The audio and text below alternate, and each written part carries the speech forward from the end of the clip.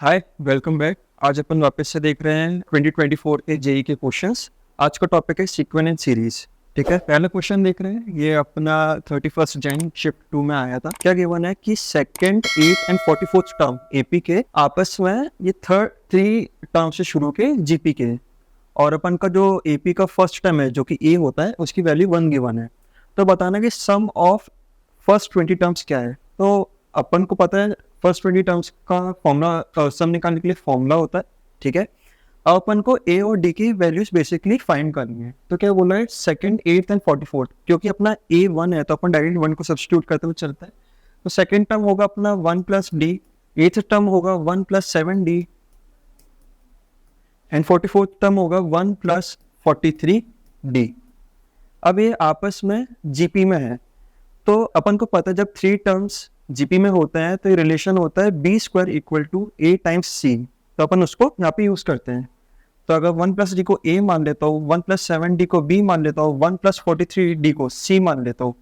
ठीक है, तो अपन ने ए बी सी की वैल्यूज फाइंड कर ली है। अपन को पता है relation B square equal to A C होता है जब 3 टर्म्स जीपी में होता है, तो उसको यूज करते हैं। बी स्क्वायर हो जाएगा 1 प्लस 7 डी, इसका एक्सपेंड करते हैं 1 प्लस 7 डी का whole square equals to 1 plus D times 1 plus 43 D. ठीक है, क्लियर है।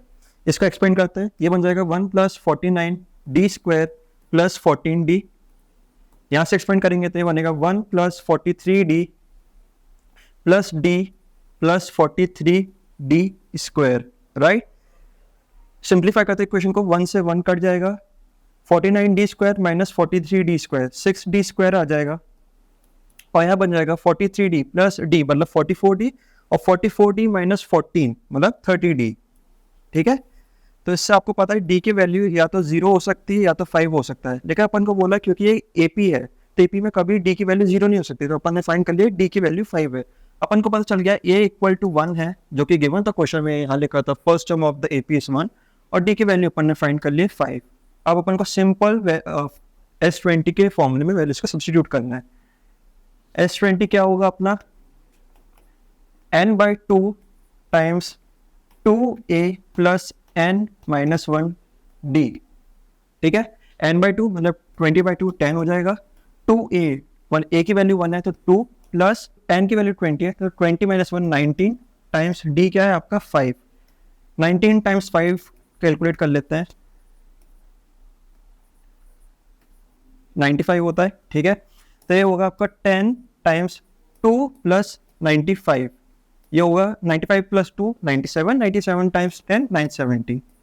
सिंपल क्वेश्चन था, सिर्फ इसमें वैल्यू सब्स्टिट्यूट करनी थी आपको, तुरंत आंसर आ जाएगा। आपका ऑप्शन बी करेक्ट रहेगा। ठीक है, ये एक वर्ड प्रॉब्लम है, इसको ये क्वेश्चन आया था आपका 6 अप्रैल शिफ्ट 2 में।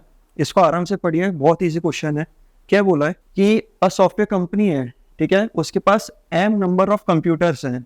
ठीक है, और वो इन कंप्यूटर्स को यूज करके 17 डेज में आपका सारा काम कंप्लीट कर लेता है। ठीक है, अब मान लीजिए कि पहले दिन 4 कंप्यूटर खराब हो गए, उसके अगले दिन 4 और खराब हो गए, ऐसे करते करते आपका जो काम पहले 17 दिन में होना था वो 17 प्लस 8 मतलब 25 डेज में खत्म होता है। तो आप बताओ कि वैल्यू ऑफ m क्या रहेगी। तो इसमें अपन क्या करते हैं, आपके पास पहले क्या गिवन था, अपन फाइंड कर लेते हैं टोटल वर्क कितना है, क्योंकि अगर जो अपन को टोटल वर्क गिवन है वो पहले और बाद में इक्वल रहेगा। ठीक है, तो बोला 17 डेज में कंप्लीट हो रहा था, और हर मान लेते हैं टोटल कंप्यूटर आपके पास m है और हर कंप्यूटर के काम करता है। ठीक है, तो आपके पास ये हो जाएगा आपका टोटल वर्क। ठीक है, सिंपल है। अब अपन दूसरी कंडीशन यूज करते हैं कि देखो पहले दिन आपके m कंप्यूटर्स थे, दूसरे दिन खराब हो गए 4 तो m-4, फिर क्या हुआ m-8। तो ऐसे करते हुए आपके 25 डेज लगे, तो मतलब इस एपी के आपके पास 25 टर्म्स रहेंगे। ठीक है, तो इसमें अपन को क्या समझ आ रहा है, ए की वैल्यू m है एपी में और डी की वैल्यू -4 है। तो अपन इस चीज का, इस एपी का जो सम फाइंड करेंगे वो भी टोटल वर्क दिखाएगा। ठीक है, और इसको अपन जो इनिशियल टोटल वर्क गिवन है उसके इक्वेट कर देंगे तो अपन m की वैल्यू फाइंड कर सकते हैं, क्योंकि अपन को बस 2 ही रिलेशन दिए, उसको यूटिलाइज करके अपन को अपनी प्रॉब्लम सॉल्व करनी है। ठीक है, देखो अपन को क्या फाइंड करना है, S25। ठीक है, क्योंकि 25 डेज में हो रहा है तो अपन S25 डेज में कितना काम हो रहा है फाइंड कर रहे हैं। प्लस 25 का हो गया 25/2, 2 टाइम्स ए क्या है आपका m, ठीक है, तो 2 टाइम्स m प्लस 25 डेज दिया था, तो n की वैल्यू 25, 25 माइनस 4 24, 24 टाइम्स डी की वैल्यू -4, ठीक है। एक और चीज अपन ने जो मिस कर दी यहाँ पे, तो ये बोला कितने कंप्यूटर है उस दिन, और हर कंप्यूटर एक दिन में k टाइम्स काम करता है, तो टोटल वर्क इस केस में अपना k टाइम्स ये चीज हो जाएगी, ठीक है, ये आप भी ध्यान रखिएगा।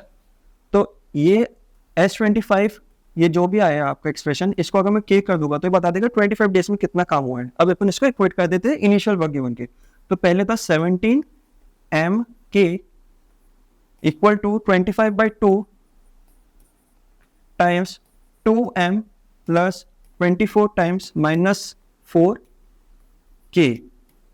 अब इसको सिंप्लीफाई करना है, देखो k से k कटा, ठीक है, 2 से ये वाला 2 कटा और ये -2 हो जाएगा, ठीक है, तो क्या बनेगा 17m equal to 25 times m, 24 into -2 क्या होगा -48, ठीक है, खोल देते थे इसको, 17m equal to 25m minus 48 into 25, ठीक है, इसको अपन सॉल्व कर लेंगे कितना होता है, सिंप्लीफाई करते हैं तो आपका आ जाएगा 8m इक्वल टू 48 टाइम्स 25, देखो 8 6 48 होता है, तो यहाँ से ये कटेगा 6 टाइम्स, तो m होगा आपका 25 टाइम्स 6 कितना 150। अपन ऑप्शन चेक कर लेते, कुछ भी मैच कर रहा है क्या, देखो 150 मैच कर रहा है। इस क्वेश्चन के अप्रोच में फिर से बताता हूँ, देखो इसमें क्या बोला था कि m नंबर ऑफ कंप्यूटर्स हैं, और जब कोई कंप्यूटर खराब नहीं होता है तो 17 दिन में काम होता है। मान लो हर दिन 4 कंप्यूटर खराब होना चालू हो गए, ठीक है, तो पहले दिन आपके कितने वर्किंग कंप्यूटर रहेंगे m, फिर m-4, फिर m-8, ऐसे करते करते आपका अल्टीमेटली 25 दिन में काम खत्म हो जाएगा। तो ये पता अपन को समझ आ रहा है ये एक एपी बनेगी, राइट। तो इसके लिए अपन ने क्या किया, निकाल दिया काम कितना करेगा, अगर इस तरीके एपी में अगर आपके कंप्यूटर खराब हो रहे हैं तो कितना काम करेगा, लेकिन टोटल वर्क इनिशियल वर्क के बराबर होना चाहिए। अपने इक्वेशन फाइंड करी, वैल्यूज को सॉल्व किया और फाइंड कर लिया, ठीक है। इस क्वेश्चन में मिस्टेक होने की चांसेस रहती है और लोग ये के कंसीडर करना भूल जाते हैं, क्वेश्चन में कंफ्यूज हो जाते हैं, इस चीज का ध्यान रखिएगा, ठीक है। इसमें क्या बोल रहा है, let S N denote the n terms of AP, ठीक है, S20 की वैल्यू दी है, S10 की वैल्यू दी है, अपन को फाइंड करना है S15 माइनस S5। कोई अप्रोच डिस्कस करते हैं। अपन के पास ये जो एक्सप्रेशन दिया है, ये एक एक्सप्रेशन आएगा ए और डी के टर्म्स में, ये एक एक्सप्रेशन आएगा ए और डी के टर्म्स में। दो इक्वेशन है, दो वेरिएबल है, अपन दोनों को यूज करके सॉल्व कर सकते हैं, राइट। फिर अपन को S15 और S5 की वैल्यूज फाइंड करनी पड़ेगी, उसको माइनस कर देंगे। ये थी इसकी अप्रोच। चालू करते हैं, पहले देखते हैं S20 इक्वल टू 790, तो S20 क्या होगा 20/2 2 टाइम्स A प्लस 19D, ये होगा आपका 790 के बराबर, ठीक है। 20 से 2 गया 10 और 10 ये यहाँ कटा, तो अपनी पहली इक्वेशन क्या आ जाएगी 2A plus 19D, 2A plus 19D equal to 79, ठीक है। पहली इक्वेशन ये आ गई है। दूसरी इक्वेशन फाइंड करते हैं, S10 इक्वल टू 145, S10 की वैल्यू क्या रहेगी 10/2 मतलब 5 टाइम्स 2A प्लस 9D, ठीक है, ये आपका गिवन है 145 के बराबर। अगर 145 को मैं 5 से डिवाइड करूंगा तो कितना आएगा 29 आएगा। अब इसको सॉल्व करके देखेंगे आपको आ जाएगा 2A plus 9D equal to 29, ठीक है। अपने पास दो इक्वेशन आ गई, 2A plus 9D equal to 29, ठीक है। तो अपन ने ये दो टर्म्स को यूज करके दो इक्वेशन निकाली ए और डी के टर्म्स में। अपन क्या करते हैं, इनको सिंप्लीफाई करते हैं। पहले दिया है 2A प्लस 19D और एक जगह दिया 2A प्लस 9D, ठीक है। इनके वैल्यू सब्स्टिट्यूट करते हैं, 2A प्लस 19D है 79 और यहाँ पे 29, ठीक है। अपन क्या करते हैं, देखो ये वाला टर्म दोनों में सेम है तो डायरेक्ट माइनस कर लेते हैं, ज़्यादा सॉल्व करना पड़ेगा। तो इसको माइनस करते हैं, 19 माइनस 9 मतलब 10D और ये होगा 79 माइनस 29 मतलब 50। तो आपकी यहाँ से D की वैल्यू आ जाएगी 5। कोई भी एक इक्वेशन में सब्स्टिट्यूट करके अपन A की वैल्यू फाइंड कर लेते हैं, सिंपल वाली यूज कर लेते हैं। 2 टाइम्स A प्लस 9D तो 9 टाइम्स 5 इक्वल टू 29, ठीक है।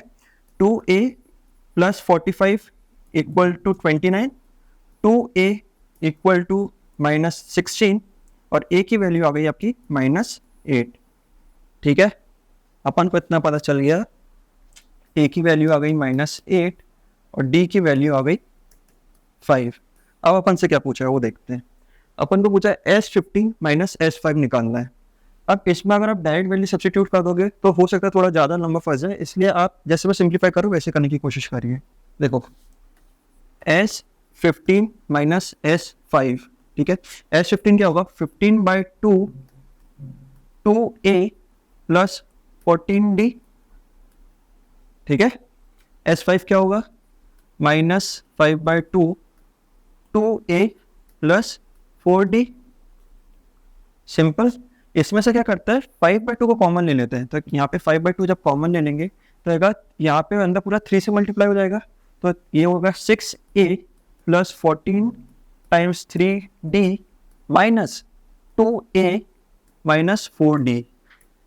ठीक है, इसलिए बोला था पहले एक्सप्रेशन सॉल्व कर लो, फिर आखिर में सिर्फ एक बार वैल्यू सब्स्टिट्यूट करेंगे। ठीक है, 5/2 6a माइनस 2a होगा 4a, ठीक है, और 14 टाइम्स 3 तो 40, देखो 14 टाइम्स 3 होगा आपका 42, 42d माइनस 4d। ठीक है, ये होगा 5/2 4a प्लस 42 माइनस 4 मतलब 38d। और सिंप्लीफाई करते हैं, यहाँ से 2 आएगा 19, तो होगा 5 टाइम्स 2a प्लस 19d। ठीक है, देखो a की वैल्यू थी आपकी -8 और d की वैल्यू थी 5, तो यहाँ आएगा 5 2a मतलब -16, ठीक है, और 19 टाइम्स 5 मतलब कितना होगा 95। ठीक है, 95 माइनस 16 करेंगे तो कितना होगा, ठीक है। अब यहाँ पे जब अपन ने वैल्यू सब्स्टिट्यूट करी तो क्या आया 95 माइनस 16 तो जाएगा आपका 79, और 79 इंटू 5 करोगे आप तो क्या होगा, देखो अपन इसमें ऑप्शन फाइंड कर लेते हैं। 79 टाइम्स 5 आएगा आपका 395। ठीक है, ये आपका आंसर है। तो देखिए अपन ने यहाँ पे सारे क्वेश्चन काफ़ी आसानी से करे, बहुत सिंप्लीफिकेशन से किए, सबको समझ आ जाएंगे, इस तरीके से किए अपन ने। इसी तरह अगर आप चाहते हैं कि और भी वीडियोस आए तो प्लीज़ हम लोग को सपोर्ट करिए। आप वीडियो लाइक कर सकते हैं, अपना फीडबैक देख सकते हैं कमेंट्स में, और सब्सक्राइब कर सकते हैं। तो थैंक यू सो मच।